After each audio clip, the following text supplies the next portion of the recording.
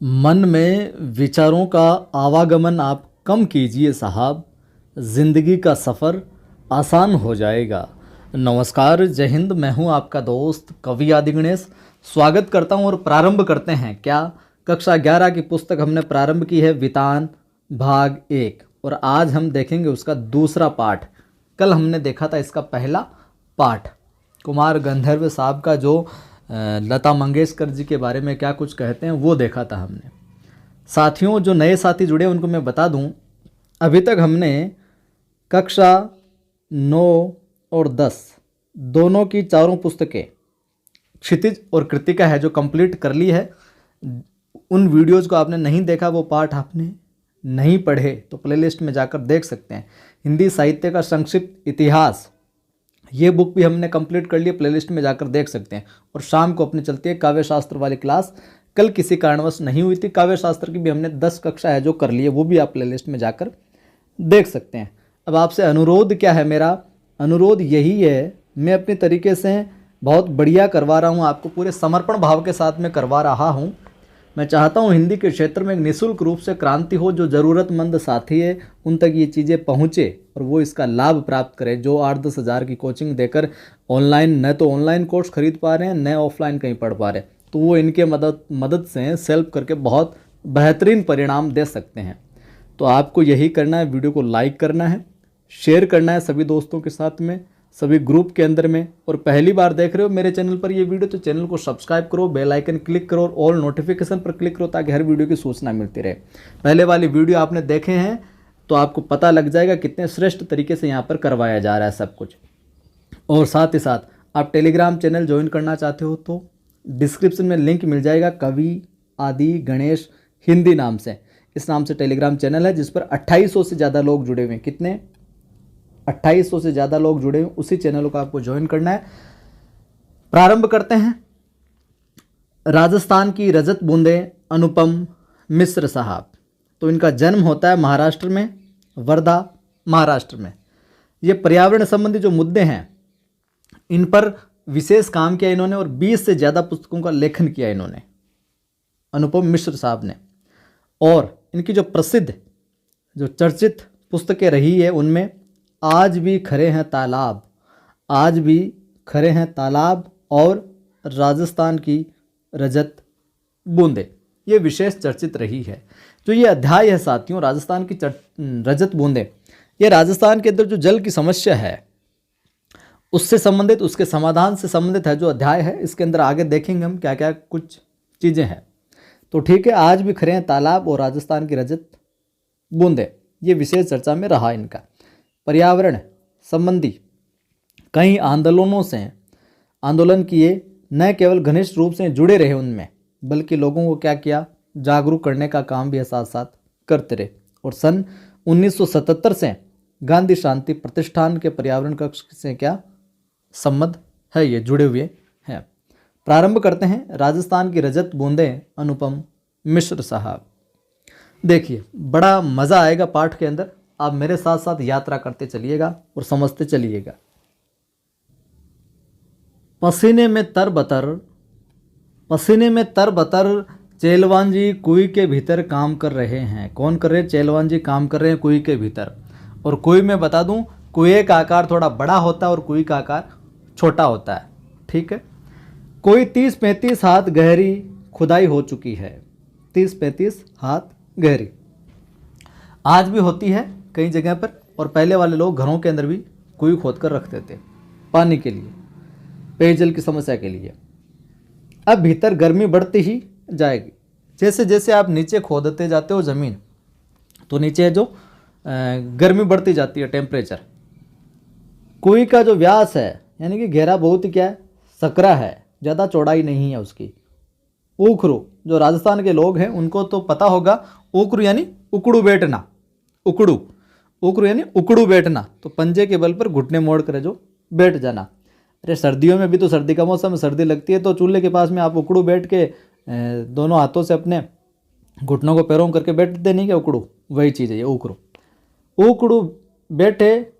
चेलवान जी की पीठ और छाती से एक हाथ की दूरी पर क्या मिट्टी है, इतनी ही चौड़ाई है उसकी। इतनी संकरी जगह में खोदने का काम कुल्हाड़ी या फावड़े से है जो नहीं हो सकता। नीचे इतनी जगह नहीं है ज़मीन में कुएं के अंदर की किसी कुल्हाड़ी या फावड़े से खोदे, इतनी जगह थोड़ी सी कि आप किसी और छोटे से हथियार के सहारे छोटे से औजार के सहारे खोद सकते हो। खुदाई यहाँ क्या बसोले से की जा रही है। तो खुदाई किससे की जा रही है? बसोले से की जा रही है।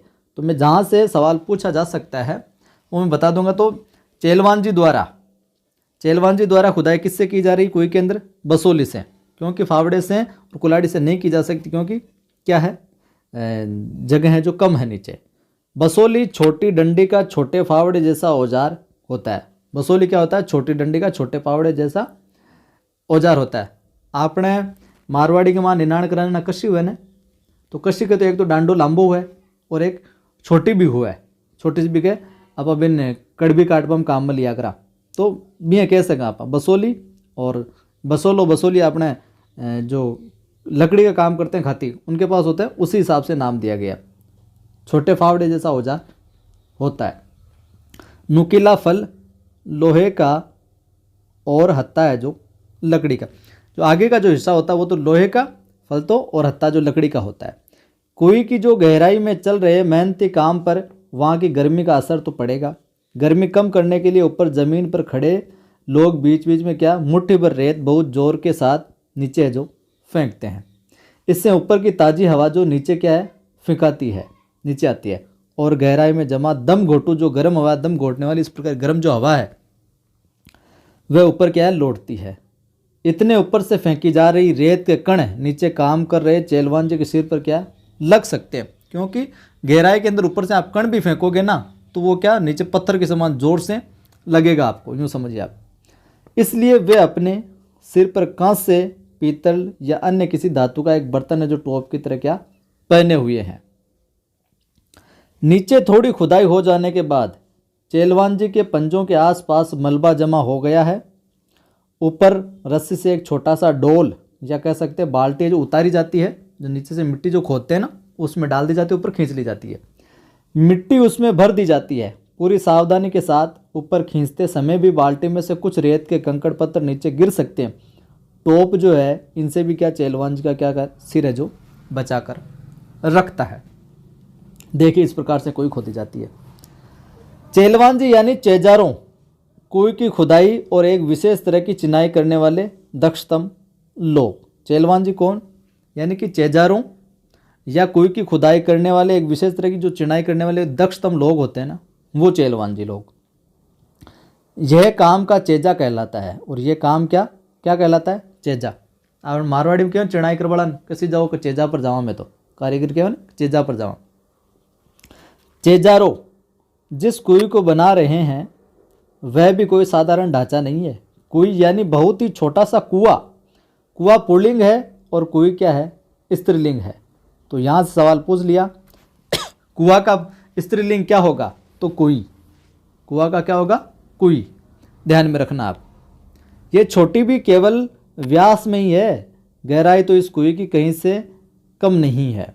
व्यास में छोटी होती है कुएं, चौड़ाई में, घेरे में। राजस्थान में अलग अलग स्थानों पर एक विशेष कारण से कुइयों की क्या गहराई कुछ कम ज़्यादा है जो होती रहती है।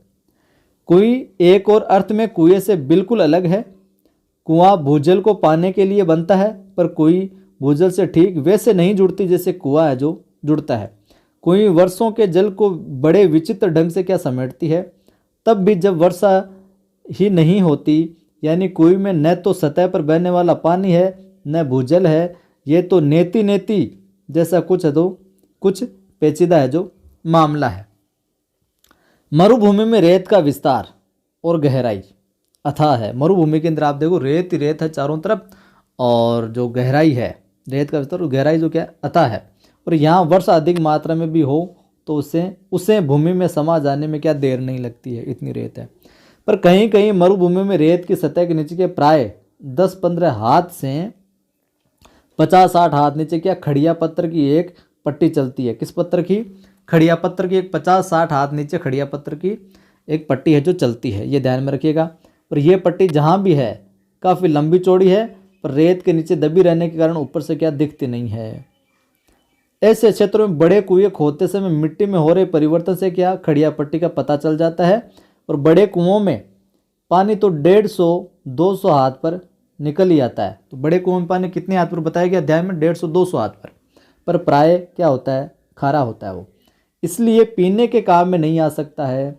बस तब इन क्षेत्रों में कुइयाँ बनाई जाती है और पट्टी खोजने में पीढ़ियों का अनुभव भी काम आता है। बरसात का पानी किसी क्षेत्र में एकदम बैठे नहीं तो पता चल सकता कि रेत के नीचे ऐसी पट्टी है जो चल रही है। बैठे बैठे ऊपर से तो पता नहीं चल सकता कि यहाँ पर है। देखिए ये प्राकृतिक उदारता पर खड़ी हुई एक कुई यहाँ पर। ये पट्टी वर्षा के जल को गहरे खारे भूजल तक जाकर मिलने से क्या है जो रोकती है। ये पट्टी है जो नीचे बिल्कुल जहाँ खारा पानी ना उस पर नहीं जाने देती, बरसात के पानी के ऊपर ही जो परत है जो बन जाती है, एक लेयर बन जाती है। तो इस स्थिति में उस बड़े क्षेत्र में वर्षा जो पानी है भूमि की रेतीली सतह और नीचे जल चल रही पथरीली जो पट्टी है ना उसके बीच में अटक कर नमी की तरह जो फैल जाता है और तेज पड़ने वाली गर्मी में नमी की भाप बनकर उठ जाने की आशंका उठ सकती है। पर ऐसे क्षेत्रों में जो प्रकृति की एक और अनोखी उदारता काम करती है क्या कि रेत के कण बहुत ही क्या होते हैं? बारीक होते हैं। वे अन्यत्र मिलने वाली मिट्टी के कणों की तरह एक दूसरे से क्या चिपकते नहीं है। जहाँ लगाव है वहाँ अलगाव भी होता है। ये भी अपने दैनिक जीवन में आपको देखने को मिलता है, जहाँ पर लगाव होता है वहाँ अलगाव भी होता है। और जिस मिट्टी के कण परस्पर क्या चिपकते हैं वे अपनी जगह भी क्या है छोड़ते हैं और इसलिए वहाँ कुछ स्थान क्या है खाली छोड़ जाता है। जैसे दोमट या काली मिट्टी के क्षेत्र में गुजरात, मध्य प्रदेश, महाराष्ट्र, बिहार आदि में वर्षा बंद होने के कारण धूप निकलने पर क्या मिट्टी के कण चिपकने लगते हैं और धरती में, खेत और आंगन में क्या दरारें हैं जो पड़ जाती है। ये आपने गुजरात वहाँ के क्षेत्रों में मिट्टी को देखा होगा। धरती की संचित नमी जो है इन दरारों से गर्मी पड़ते ही क्या वाष्प बनकर है जो वापस वातावरण में लौटने लगती है। पर यहाँ बिखरे रहने में क्या है? संगठन है। मरुभूमि में रेत के कण समान रूप से बिखरे रहते हैं। यहाँ परस्पर लगाव नहीं, इसलिए अलगाव भी है जो नहीं होता। पानी गिरने पर कण जो है थोड़े भारी हो जाते हैं पर अपनी अपनी जगह नहीं छोड़ते, इसलिए मरुभूमि में धरती पर दरारें नहीं पड़ती। भीतर समाया जो वर्षा का जल है भीतर ये जो बना रहता है। किसमें? मरुभूमि में।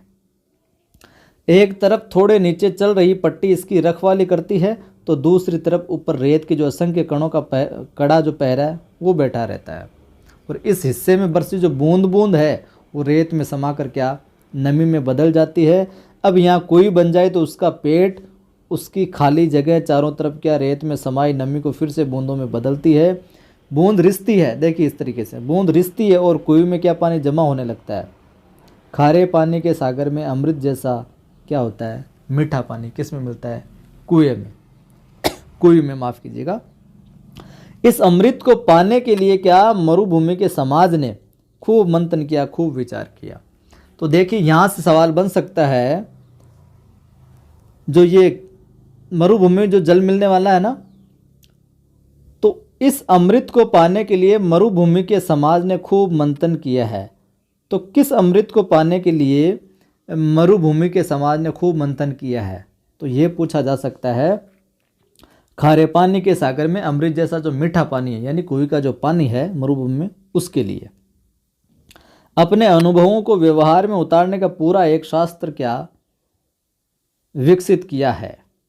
इस शास्त्र ने समाज के लिए उपलब्ध पानी को क्या 3 रूपों में बांटा है।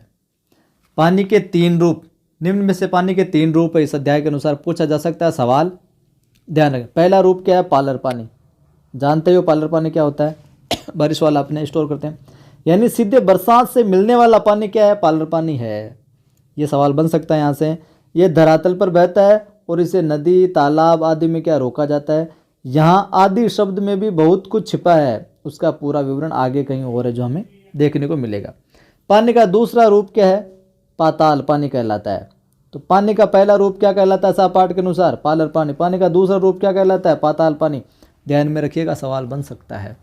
यह वही भूजल है जो कुओं में से निकाला जाता है। तो पानी का दूसरा रूप पाताल पानी कौन सा है? जो कुओं से निकाला जाता है। तो सवाल बन गया, यह वही जल है, यह वही भूजल है जो कुओं में से निकाला जाता है। क्या कहलाता है? पाताल पानी। इस अध्याय के अनुसार क्या कहेंगे? उसको पाताल पानी कहेंगे साहब। आ गई बात समझ में? आगे देखिए, पालर पानी और पाताल पानी के बीच पानी का तीसरा रूप है रेजानी पानी। बहुत महत्वपूर्ण है, मोस्ट लगा के आप लिख लीजिए, नोट कर लीजिए, अंडरलाइन कर लीजिए, किताब है तो, कि पालर पानी और पाताल पानी के बीच पानी का तीसरा रूप कौन सा है निम्न में से? तो आपको ध्यान में रखना रेजानी पानी। तो धरातल से नीचे उतरा, ध्यान में रखिए, धरातल से क्या नीचे तो उतरा लेकिन पाताल में न मिल पाया पानी क्या है? रेजानी है। धरातल से नीचे तो उतरा लेकिन क्या पाताल में है जो नहीं मिल पाया वो क्या है? रेजानी है। वर्षा की मात्रा नापने भी इंच या सेंटीमीटर नहीं बल्कि रेजा शब्द का उपयोग है जो होता है। किस शब्द का प्रयोग होता है? रेजा शब्द का। और रेजा का माप है जो धरातल पर हुई वर्षा को नहीं, धरातल में समाई वर्षा को मापता है। तो धरातल पर हुई वर्षा को नहीं मापता है क्या? रेजा। धरातल में जो समाई वर्षा है ना उसको मापता है, नापता है। मरुभूमि में पानी इतना गिरे कि 5 अंगुल भीतर समा जाए तो उस दिन की वर्षा को 5 अंगुल रेजो कहेंगे। आपने मारवाड़ी में बरसात हो रही क्या करे ना, कता अंगल बारिश हुई, केवल 5 अंगल 4 अंगल बिया। तो रेजानी पानी खड़िया पट्टी के कारण पाताली पानी से क्या अलग बना रहता है? पाताली पानी तो नीचे रहता है उस पट्टी से भी, और ये पानी क्या रेजानी पानी खड़िया पट्टी के कारण क्या पाताली पानी से क्या बना रहता है? अलग बना रहता है। ठीक है मामला। इस पट्टी के अभाव में रेजानी पानी धीरे धीरे नीचे जाकर पाताली पानी में मिलकर अपना क्या विशिष्ट रूप खो देता है। यदि किसी जगह भूजल पाताली पानी खारा है तो फिर रेजानी पानी भी उसमें मिलकर क्या खारा हो जाता है। अगर नीचे चला जाए तो वो भी खारा हो जाएगा साहब। आई बात समझ में? आगे देखिए, इस विशिष्ट रेजानी पानी को समेट सकने वाली कुई बनाना सचमुच एक विशिष्ट कला है। और इस रेजानी पानी को सही तरीके से सहेजने वाली कला कौन सी है? कुई बनाने वाली विशिष्ट कला है। किसको? रेजानी पानी को। 4-5 हाथ के व्यास की कुई को 30 से 60-65 हाथ की गहराई तक उतारने वाली जो चेजारे होते हैं वो कुशलता और सावधानी की पूरी है जो ऊंचाई नापते हैं साहब। कहीं खोदने लगे और ऊपर से मिट्टी आ जाए तो वो सारी की सारी चीज़ें जो चेक करते हैं, जांचते पर रखते हैं। चेजो यानी चिनाई का श्रेष्ठतम काम कुई का प्राण है। चेजो यानी चिनाई का श्रेष्ठतम काम कुई का क्या प्राण तत्व है एक तरीके से। और इसमें थोड़ी सी भी क्या अगर चूक हो जाए ना तो चेजारों के प्राण ले सकती है, जान ले सकती है। हर दिन थोड़ी थोड़ी खुदाई होती है साहब। डोल से मलबा है जो निकाला जाता है और फिर आगे की खुदाई रोककर अब तक हो चुके काम की चिनाई कर दी जाती है ताकि मिट्टी अंदर है जो गिरे नहीं, धसे नहीं। आ गई बात समझ में? 20-25 हाथ की गहराई तक जाते जाते गर्मी जो बढ़ती जाती है और हवा भी कम होने लगती है, तब ऊपर से मुट्ठी भरकर रेत नीचे तेजी से फेंकी जाती है। 1 मिनट साथियों, आगे देखिए, पानी की बोतल गिर गई थी। कर रेत नीचे तेजी से फेंकी जाती है। मरुभूमि में जो हवा रेत के विशाल टीलों तक को यहाँ से वहाँ उड़ा देती जाती है वहीं हवा यहाँ कुएं की गहराई में से एक मुट्ठी रेत से उड़ने लगती है साहब।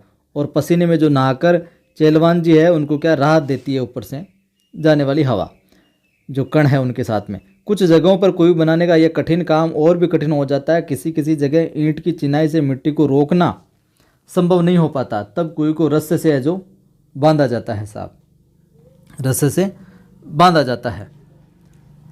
पहले दिन कुएं खोदने के साथ साथ क्या खींप नाम की घास का ढेर है जो जमा कर लिया जाता है। खींप तो जानो, खींपड़ी, क्योंकि आपने खींपड़ी की जेवड़ियाँ भी बनावे, जेवड़ियाँ बना बना भरा बांध लोग ले जाए। यानी एक खींप जो घास होती है उसके तने या जो मोटी टहनियाँ होती है उनसे चेजारो खुदाई शुरू करते हैं और बाकी लोग जो खींप की घास से कोई 3 अंगुल मोटा जो रस्सा बटने लगते हैं। पहले दिन का काम पूरा होते होते कोई 10 हाथ है जो गहरी हो जाती है। इसके तल पर दीवार के साथ सटाकर रस्से का पहला गोला है जो बिछाया जाता है साहब, और फिर उसके ऊपर दूसरा, तीसरा, चौथा, इस तरह से ऊपर आते जाते हैं। आपने कुएं खोदते तो नहीं देखी, चलो कोई तो, लेकिन जो गटर खोदने वाले होते हैं ना उसी तरह का वो एक तरीके से वही समझ लीजिए आप, उसी तरीके से उसको बांध दे जाते हैं और सावधान रखते रखते खोदते जाते हैं। वही प्रोसेस इसमें होती है। खींप घास से बना खुरदरा मोटा रस्सा हर घेरे पर क्या अपना वजन है जो डालता रहता है, और बटी हुई जो लड़ियां हैं एक दूसरे में फंस कर क्या मजबूती से एक के ऊपर एक बैठती जाती है, और रस्से का आखिरी छोर है जो ऊपर रहता है। अगले दिन फिर कुछ हाथ मिट्टी खोदी जाती है और रस्से की पहले दिन जमाई गई कुंडली दूसरे दिन खोदी गई जगह में क्या सरका दी जाती, नीचे आलबिलिया सरका हुआ है। ऊपर छुट्टी दीवार में अब नया रस्सा बांधा जाता है। रस्से की कुंडली को टिकाए रखने के लिए बीच बीच में कहीं कहीं चिनाई भी है जो करते जाते हैं। लगभग 5 हाथ के व्यास की कुई में रस्से की एक ही कुंडली का सिर्फ एक घेरा बनाने के लिए लगभग 15 हाथ लंबा रस्सा चाहिए। तो ये इस पाठ के अनुसार ये सवाल पूछा जा सकता है कि लगभग 5 हाथ के व्यास की कुई में रस्से की एक ही कुंडली का सिर्फ एक घेरा बनाने के लिए कितने हाथ लंबा रस्सा चाहिए? 15 हाथ लंबा, लगभग 15 हाथ लंबा रस्सा चाहिए होता है। एक हाथ की गहराई में रस्से के 8-10 लपेटे जो खप जाते हैं आ जाते हैं और इतने में ही रस्से की क्या कुल लंबाई 150 हाथ हो जाती है। अब यदि 30 हाथ गहरी कुई की मिट्टी को थामने के लिए रस्सा बांधना पड़े तो रस्से की लंबाई 4000 हाथ के आसपास बैठती है। तो ध्यान में रखिएगा, 30 हाथ गहरी कुई की मिट्टी को थामने के लिए अगर रस्सा बांधना पड़े ना तो 4000 हाथ के आसपास का जो रस्सा है वो बैठता है। नए लोगों को तो समझ में भी नहीं आएगा कि यहाँ कोई खुद रही है कि रस्सा बन रहा है। आप भी समझ रहे होंगे ये बात कि नए लोगों को तो समझ में भी नहीं आएगा कि यहाँ कोई खुद रहे कि रस्सा बना रहे हैं और रस्सा बना रहे हैं उसको थामने के लिए। कहीं कहीं न तो ज़्यादा पत्थर मिलता है न खींप ही, लेकिन रेजानी पानी जो है वहाँ भी कुइयाँ जरूर बनती है। ऐसी जगहों पर मतलब कुइयाँ किस प्रकार से बनती है पानी की समस्या के लिए, उसका निपटारा करने के लिए वो चीज़ें इस अध्याय के अंदर बताई जा रही है। तो वहाँ भी कुइयाँ जरूर बनती है। ऐसी जगहों पर भीतर की जो चिनाई है वो लकड़ी के लंबे लट्ठों से की जाती है। लट्ठे अरणी बण यानी केर, बावड़, बबूल या कुंबट के पेड़ों की जो डंगाड़ों से बनाए जाते हैं। वो डंगाड़ों से बनाए जाते हैं। डंगाड़ हम कहते हैं मोटे, इनके जो बबूल के, इनके अरणी के, केर के जो मोटे लट होते हैं ना, मोटी जो टहनियाँ होती है तने से होते हैं, उनसे बनाए जाते हैं। और इस काम के लिए सबसे उम्दा जो लकड़ी है वो अरणी की ही है। पर उम्दा या मध्यम दर्जे की जो लकड़ी है वो न मिल पाए तो फिर आग तक से भी काम लिया जाता है, आग से भी। लट्ठे नीचे से ऊपर की ओर एक दूसरे में क्या फंसा कर सीधे खड़े कर दिए जाते हैं। फिर इन्हें खींप की रस्सी से क्या बांधा जाता है। कहीं कहीं चग की रस्सी भी काम में लाते हैं और यह बंधाई भी कुंडली का आकार है जो लेती है, इसलिए इसे क्या सांपड़ी भी कहते हैं। तो इन डंगाड़ों के सहारे, ये सवाल ऐसे पूछा जा सकता है, डंगाड़ों के सहारे इन लट्ठों के सहारे खड़ा करके खींप की रस्सी से जो बांधा जाता है और ये आकृति कुंडली के आकार के बन जाते हैं, उसे क्या कहते हैं? तो उसे सांपड़ी भी कहा जाता है। नए लोगों को तो समझ में नहीं आएगा कि यहाँ कोई खुदरी या ये रस्सी ये जो बन रही, देखिए इस प्रकार से ये यहाँ पर है ना, ये ऐसे ऐसे ऐसे इसको कर दिया जाता है तो वो मिट्टी है जो गिरती नहीं है। आई बात समझ में? नीचे खुदाई और चिनाई का काम कर रहे चेलवान जी को मिट्टी की खूब परख रहती है। खड़िया पत्थर की पट्टी आते ही क्या सारा काम है जो रुक जाता है। जैसे ही खड़िया पत्थर की जो पट्टी आती है सारा काम रुक जाता है और इस क्षण नीचे जो धार लग जाती है, चेजारों क्या ऊपर आ जाते हैं चेजारे। कोई की सफलता यानी सजलता उत्सव का अवसर बन जाती है साहब, कि मज़ा आ गया, मामला सेट हो गया। यूँ तो पहले दिन से काम करने वालों को विशेष ध्यान रखना यहाँ की परंपरा रही है, पर काम पूरा होने पर तो विशेष भोज का आयोजन होता है कि कोई खुद गई, पट्टी आ गई, मामला सेट हो गया अपने पानी का, अब क्या विशेष भोजन बनाओ साहब। चेलवान जी को विदाई के समय तरह तरह की भेंट दी जाती थी। चेजारों के साथ गांव का ये संबंध उसी दिन नहीं टूट जाता था। आँच प्रथा कहते हैं कुई खोदने वाले के वर्ष भर सम्मानित किया जाता था इनको। आज प्रथा पूछा जा सकता है। आज प्रथा यानी जो कुई खोदने वाले थे उनको वर्ष भर सम्मानित किया जाना। उन्हें वर्ष भर के तीज त्योहारों में जो भी प्रोग्राम होते थे, त्यौहार होते थे, उनमें बुलाया जाता। विवाह जैसे मंगल अवसरों पर नेक भेंट दी जाती और फसल आने पर खलियान में उनके नाम से क्या अनाज का एक अलग ढेर भी रखा जाता था। अब सिर्फ मजदूरी लेकर भी काम करवाने का रिवाज आ गया है। मजदूरी दो, काम करो, जाओ, बस बरसों वाली कोई बात को नहीं। कई जगहों पर चेजारों के बदले सामान्य गृहस्थ भी विशिष्ट कला में क्या कुशल बन जाते थे। जैसलमेर के नए गांव में पालीवाल ब्राह्मणों और मेघवालों के हाथों से 200 बरस पहले बनी पार या कुइयाँ आज भी जो बिना थके पानी है जो जुटा रही है, पानी उनमें मिलता है। तो चेजारों के अलावा भी पालीवाल ब्राह्मण और मेघवालों के जो लोग हैं उन्होंने बहुत पहले ये कुइयों का काम है जो बनाना शुरू किया था, वो भी इस कला के अंदर पारंगत हो गए थे इस काम में। कुएं का मुंह छोटा रखने के 3 बड़े कारण हैं, ध्यान में रख लेना तीनों कारणों। सवाल बन सकता है यहाँ से, कुएं का मुंह छोटा रखने के 3 बड़े कारण कौन से? रेत में जमा नमी से पानी की क्या बूंदें बहुत धीरे धीरे रिसती है। दिन भर में एक कुएं मुश्किल से इतना ही पानी है जो जमा कर पाती है कि उसे 2-3 घड़े जो भर सके। और कुएं के तल पर पानी की मात्रा इतनी कम होती है कि यदि कुएं का जो व्यास है वो बड़ा हो तो क्या कम मात्रा का पानी ज़्यादा है जो फैल जाएगा, तब उसे ऊपर निकालना क्या संभव नहीं होगा। छोटे व्यास की कुएं में क्या होगा, धीरे धीरे रिस कर पानी आ रहा है। अब देखिए नीचे का अगर पेंदा चौड़ा होगा तो रिस कर पानी जो आएगा वो फैल जाएगा, फिर आप कैसे भरोगे बाल्टी वगैरह कुछ भी पात्र से। अब नीचे का पेंदा अगर छोटा है, मान लो छोटा है बिल्कुल, तो जैसे जैसे रिस आएगा वो वहीं थोड़ा इकट्ठा होता रहेगा, आप निकालने में आसानी होगी। तो पानी 2-4 हाथ की ऊंचाई ले लेता है। कहीं जगहों पर कुएं से पानी निकालते समय छोटी छोटी बाल्टी के बदले छोटी चढ़ का भी उपयोग किया जाता है। तो या तो छोटी बाल्टी का प्रयोग करते हैं या फिर छोटी चढ़स का भी उपयोग किया जाता है जिससे पानी निकाला जाता है। धातु की बाल्टी पानी में आसानी से क्या डूबती नहीं है। आपको पता है बाल्टी को इधर उधर हिलोरे देने पड़ते हैं, पर मोटे कपड़े या चमड़े की जो चढ़स होते हैं ना के मुंह पर लोहे का वजनी कड़ा बंधा होता है। चढ़स पानी से क्या टकराता है, ऊपर का वजनी भाग नीचे के भाग पर क्या गिरता है और इस तरह का कम मात्रा के पानी में भी ठीक से डूब जाता है। भर जाने के बाद ऊपर है जो उठते ही चढ़स अपना पूरा आकार है जो ले लेता है। आपने चढ़स देखी कि नहीं देखी? जिसने देखी कमेंट करके बताना। और पिछले दौर में ऐसे कुछ गांवों के आसपास से क्या सड़कें निकली है, ट्रक दौड़े हैं, ट्रकों की फटी ट्यूब से भी क्या छोटी चढ़सी बनने लगी है। तो कुएं के व्यास का संबंध इन क्षेत्रों में पड़ने वाली जो तेज गर्मी से भी है। व्यास बड़ा हो तो कुएं के भीतर पानी क्या फैल जाएगा, बड़ा व्यास पानी को भाप बनकर क्या उड़ने से रोक नहीं पाएगा, फिर इसलिए भी उनका आकार जो नीचे से संकरा होता है, कम होता है। कुएं को उसके पानी को साफ रखने के लिए उसे ढक कर रखना क्या जरूरी है। छोटे मुंह को ढकना सरल होता है और हर एक कुएं पर लकड़ी के बने ढक्कन ढके मिलेंगे आपको। कहीं कहीं खस की टट्टी यानी जो घास फूस है उसकी तरह घास फूस या छोटी छोटी टहनियों से बने ढक्कनों का भी उपयोग किया जाता है।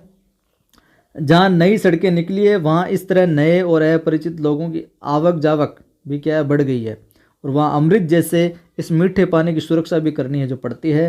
इन इलाकों में कई कुइयों के ढक्कनों पर छोटे छोटे ताले भी है जो लगे देखने को मिलेंगे आपको। ताले कुएं के ऊपर पानी खींचने के लिए लगी घिरनी जो ऊपर होती है ना, घिरनी चक्री पर भी क्या लगाए जाते हैं। और कुएं गहरी बने तो पानी खींचने की सुविधा के लिए उसके ऊपर क्या घिरनी या चक्री भी लगाई जाती, जिसके ऊपर रस्सी की सारी आप खींचने में आपको आसानी रहेगी। या गरेड़ी, चरखी या फरेड़ी भी कहलाती है। तो चक्री हम कह सकते हैं, घिरनी कह सकते हैं, गरेड़ी कह सकते हैं, चरखी कह सकते हैं, फरेड़ी भी कहलाती हो। ठीक है। फरेड़ी लोहे की 2 भुजाओं पर भी लगती है, लेकिन प्राय ये गुलेल के आकार के एक मजबूत तने को काटकर उसमें आर पार छेद बनाकर है जो लगाई जाती है इस तरीके से। ठीक है। और राउंड में भी होती है आजकल तो इस तरह की गिरनियाँ मिलती है, इस तरह की इसके ऊपर रस्सी है जो चलती रहती है, इसे ओड़ा कहते हैं। तो ये गुलेल के आकार के एक मजबूत तने को काटकर उसमें आर पार छेद बनाकर लगाई जाती है ना, इससे क्या कहा जाता है, फिर ओड़ाक कहते हैं। और ओड़ाक और चरखी के बिना इतनी गहरी और संकरी कुएं से क्या पानी निकालना बहुत कठिन काम बन जाएगा। अगर ये चक्री नहीं लगी हुई होगी, जिसे आपने मारवाड़ी में किया भूणी के, ठीक है, तो अगर नहीं लगेड़ी उसी तो रस्सी सीधो एक तो बाल्टी में खींचो थे न बेजा जोर रस्सी पड़, और भी भूणी के सारे खींचो तो आसानी में जो निकल जैसे बिना कोई मुश्किल के। ओड़ाक और चरखी चरसी को यहाँ वहाँ बिना टकराए सीधे ऊपर तक जो लाती है। जिनके कुएं हैं खेतों के अंदर, ट्यूबवेल वगैरह, उनको तो पता होगा ये बड़ी मशीन पर लागी रही है। पानी बीच में छलक कर क्या गिरता नहीं है, वजन खींचने में तो इससे क्या सुविधा ही रहती है। खड़िया पत्थर की पट्टी एक बड़े भाग से क्या गुजरती है, इसलिए उस पूरे हिस्से में एक के बाद एक कुएं जो बनती जाती है। ऐसे क्षेत्र में बड़े साफ सुथरे मैदान में 30-40 कुइयाँ भी मिल जाती है। मान लो ये पट्टी है एक नीचे वाली इस क्षेत्र में, तो यहाँ कोई खुदिए तो आप अंदाज लगा लिया कि इस क्षेत्र में ये पट्टी चल रही है ऐसे ऐसे, तो ये नज़दीक नज़दीक में कई कुइयाँ हैं जो मिल जाती है। हर घर की एक कुई, परिवार बड़ा हो तो एक से अधिक भी मिल जाती है। निजी और सार्वजनिक संपत्ति का विभाजन करने वाली मोटी रेखा कुई के मामले में बड़े विचित्र ढंग से मिट जाती है और हर एक की अपनी अपनी क्या कुई है और उसे बनाने और उससे पानी लेने का हक उसका अपना हक है साहब, अपनी है भाई, माँ के कोई ये पानी नहीं ले वाला। लेकिन कोई जिस क्षेत्र में बनती है ना वह गांव समाज की सार्वजनिक जमीन होती है और उस जगह बरसने वाला पानी ही बाद में वर्ष भर नमी की तरह सुरक्षित रहेगा और इसी माफ़ करें इसी नमी से साल भर कुइयों में क्या पानी भरेगा। नमी की मात्रा तो वहाँ हो चुकी वर्षा से तय हो गई है। अब उस क्षेत्र में बनने वाली हर नई कुई का अर्थ है पहले से तय जो नमी का बंटवारा है। इसलिए निजी होते हुए भी क्या सार्वजनिक क्षेत्र में बनी कुइयों पर ग्राम समाज का अंकुश है जो लगा रहता है। बहुत ज़रूरत पड़ने पर ही समाज नई कुई के लिए अपनी स्वीकृति देता है, वरना बस डिसाइड करके इतनी बननी चाहिए साहब, पानी खत्म हो जाएगा। हर दिन सोने का एक अंडा देने वाली मुर्गी की चिर परिचित कहानी को ज़मीन पर क्या उतारती है कोई, तो ये पूछा जा सकता है सवाल। यहाँ से महत्वपूर्ण पंक्ति आई है यहाँ सवाल में से कि हर दिन सोने का एक अंडा देने वाली मुर्गी की चिर परिचित कहानी को ज़मीन पर कौन उतारती है, कोई है जो दर्शाती है। इससे दिन भर में बस 2-3 घड़ा मीठा पानी है जो निकाला जा सकती है। रिस रिस के गिरता है उस पट्टी से वहाँ से, तो जब उतना ही निकाल सकते हैं। इसलिए प्राय पूरा गांव गोधूली बेला में कुइयों पर जाता है, तब मेला सा लग जाता है। गांव से सटे मैदान में 30-40 कुइयों पर एक साथ घूमती गिरनियों का स्वर गोचर से लौट रहे पशुओं की घंटी और रंभाने की आवाज़ में समा जाता है। पनघट वाले वो जमाने गए है कहीं कहीं। 2-3 घड़े भर जाने पर डोल और रस्सियाँ क्या समेट ली जाती है। कुइयों के ढक्कन वापस बंद हो जाते हैं। रात भर और अगले दिन भर कुइयाँ जो आराम करेगी, अब अगले दिन शाम को आएंगे। रेत के नीचे सब जगह खड़िया की पट्टी नहीं है, इसलिए कोई भी पूरे राजस्थान में आपको देखने को नहीं मिलेगी। जहाँ जहाँ खड़िया मिलेगी वहाँ वहाँ आपको ये कुइयाँ मिलेगी। चूरू देख लो, बीकानेर देख लो, जैसलमेर और बाड़मेर कई क्षेत्रों में पट्टी चलती है। चूरू बीकानेर तो पूछ लिया जाए खड़िया पट्टी मुख्यतया किन जिलों में चलती है, तो चूरू बीकानेर जैसलमेर और बाड़मेर, ये सवाल पूछा जा सकता है। और इसी कारण वहाँ गांव गांव में कुइयाँ ही क्या कुइयाँ है। जैसलमेर ज़िले में एक गांव खड़ेरों की ढाणी में तो 120 कुइयाँ हैं। ध्यान में रखना, सवाल बन सकता सीधा सीधा कि जैसलमेर के गांव खड़ेरों की ढाणी में कितनी कुइयाँ हैं, तो 120 कुइयाँ थी। ये इस पाठ के अनुसार ध्यान में रखिएगा। लोग इस क्षेत्र को क्या 6BC के नाम से जानते थे, 6 गुणा 20, ठीक है, 20 संग 120, समझ गए बात। 6BC यानी 6 गुणा 20, तो 20 संग 120 हो जाएगी ना। कहीं कहीं इन्हें पार भी कहते हैं। जैसलमेर तथा बाड़मेर में कई गांव पार के कारण ही आबाद है, पार भी कहते हैं इसका नाम, और इसलिए उन गांवों के नाम भी क्या पार पर ही है, जैसे जानरे आलो पार, सिरगु आलो पार, इस तरीके से। अलग अलग जगहों पर खड़िया पट्टी के भी अलग अलग नाम है, और कहीं ये चारोली है तो कहीं धांधड़ो है, धड़धड़ो है, कहीं पर बिट्टूरो बलियो के नाम से भी ये जानी जाती है साहब, ठीक है। तो कहीं इस पट्टी का नाम केवल क्या है, खड़ी है। तो ये पट्टी के अलग अलग नाम है। और इस खड़ी के बल पर खारे पानी के बीच मीठा पानी देती खड़ी रहती है क्या, ये कुई। तो ये था अध्याय अपना। कैसा लगा राजस्थान की रजत बूंदे अध्याय, कमेंट करके बताइएगा। देख लीजिए ये कुई। अब अनुरोध आपसे, वीडियो को लाइक नहीं किया तो लाइक करो, आप सभी दोस्तों के साथ सभी ग्रुप के अंदर शेयर करो। पहली बार देख रहे हो चैनल को सब्सक्राइब करके बेल आइकन क्लिक कर ऑल नोटिफिकेशन पर क्लिक करो, ताकि हर वीडियो की सूचना मिलती रहे। कहीं से भी कुछ भी कोर्स ले लेना, गद्दे जो चैप्टर है गद्दे के, वो शायद ही आपको कोई पढ़ाए, और यहाँ निःशुल्क रूप से आपको श्रेष्ठ तरीके से पढ़ाए जा रहे हैं, समझाए जा रहे हैं एक एक चीज़। तो आप भी इसमें सहयोग करें, सभी साथियों को जोड़ें। पहली बार देख रहे हैं सब्सक्राइब जरूर कर लेना, घंटी वाले निशान पर भी क्लिक करना, ऑल पर भी क्लिक करना, ताकि हर वीडियो की सूचना मिलती रहे। टेलीग्राम चैनल डिस्क्रिप्शन में मिल जाएगा आपको, कवि आदिगुण सिंधे नाम से, जिस पर 2800 से ज़्यादा लोग जुड़े हुए हैं। उसी चैनल को ज्वाइन करना है। निरंतर डिमोटिव रहते हो, निराशा से घिरे रहते हो, तो मेरा दूसरा चैनल है आदि की आवाज़, जिस पर मैं मोटिवेशनल वीडियो सेमिनार्स वगैरह के डालता रहता हूँ।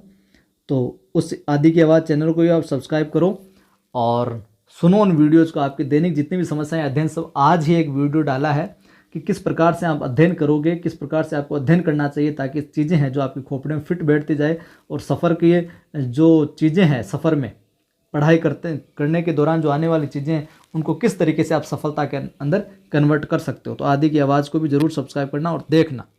जय हिंद, फिर मिलता हूँ।